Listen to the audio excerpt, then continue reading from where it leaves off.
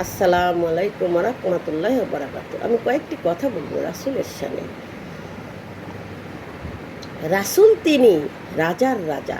রাজাকে দিয়েছেন আল্লাহ সব ক্ষমতা। ক্ষমতায় করেছেন তিনি সততা। তাই তো আল্লাহর পেয়ারা তিনি শাহিনশাহ।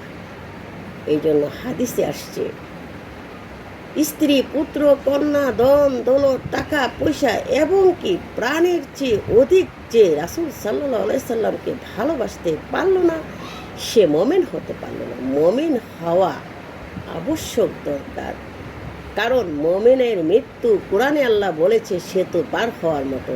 তাহলে আমরা সবাই মৃত্যু দেখে ভয় পাই।